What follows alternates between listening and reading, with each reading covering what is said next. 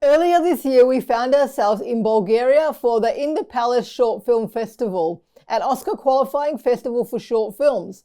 We were there with our film Renotti, and as we watched all the films, we watched the credits roll and we noticed something over and over again. Almost all the other films boasted logos for funding bodies from countries like Spain, Italy, Greece, and even across Asia, alongside sponsorship for camera packages, color correction facilities, and extensive crew credits. And there was our film in contrast. I was the writer, producer, director, cinematographer, and editor, typical of the multitasking needed for micro-budget filmmaking. Our whole crew was 4 people, everyone multitasking, and rather than any funding, we paid for the film out of our own pockets. But it got us thinking, how much more viable is it to have funding support for your work? And do films with public funds actually perform better? These are difficult questions to answer, but in 2015, film researcher Stephen Follows actually posed this question with UK public-funded films, with better being defined as better received by audience and critics. He looked at average Metascore and IMDb user ratings for all films shot in the UK, and then compared that to the average for films funded by UK funding bodies. He found that public funded films had a slightly higher average, 6.5 out of 10, compared to the UK average for British films, 6.1 out of 10. So although it was marginal, it seemed films with public funding were stronger. Maybe the lesson here should be that if you have an idea or a script which you feel deeply passionate about and you objectively feel will make a strong film, take the time to apply for grants and funds to help the film realize its full potential. Of course, that made us reflect on our own career of DIY filmmaking. And would things be different if we chose another path?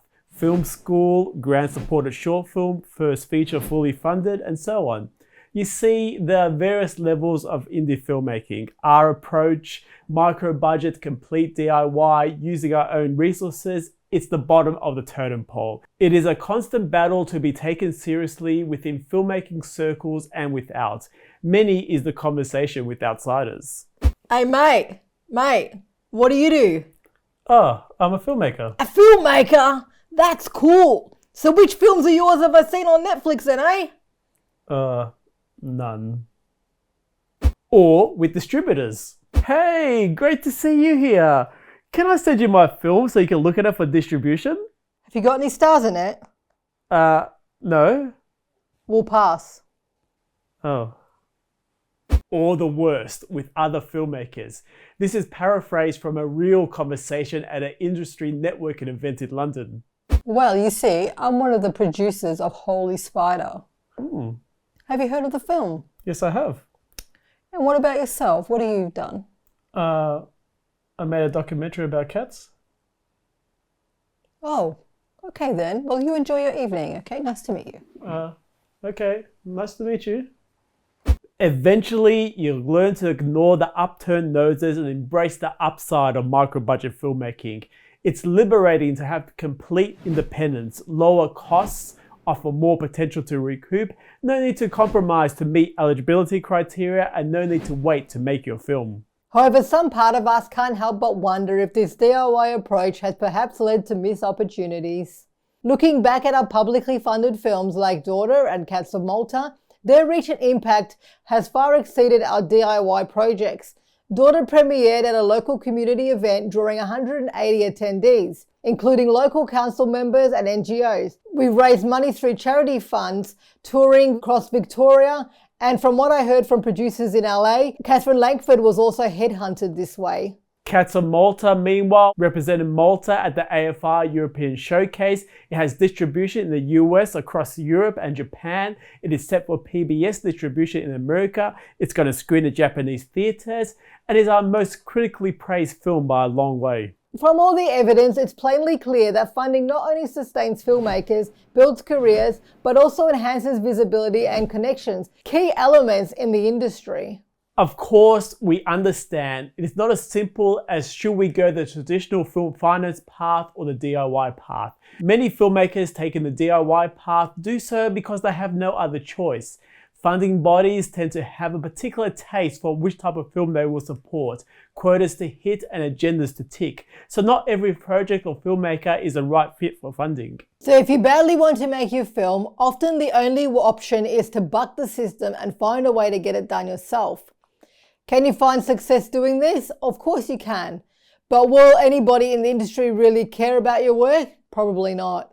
Still, for most of our career, we have chosen to go it alone. Impatience drives this road. Once we have a story idea down, we want to produce the film, not spend a year applying for grants or trying to raise money, nor do we want to see co-producers or pitch funding bodies with no guarantee of success. So we'll scale the idea down until they become something we can film with a micro crew and a micro budget. Certainly, micro-budget filmmaking is a hard path, with the never-ending battle against lack of resources, the never-ending struggle against lack of recognition. We don't call this channel micro-budget madness without reason, because you have to be a little bit mad to choose micro-budget filmmaking, right? Ultimately, we think the best approach going forward is to strive to move your filmmaking career towards a mix of both securing funding and going totally DIY. Some films call for the DIY approach. Sometimes you just need to get that film out there and get it made.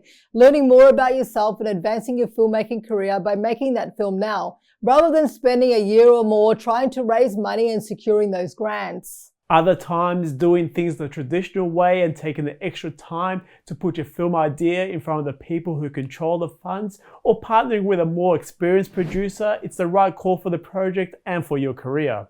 The trick is learning to recognize which project fits into which group, DIY or public funding, so you will keep making films for a long time and experience the best of both worlds.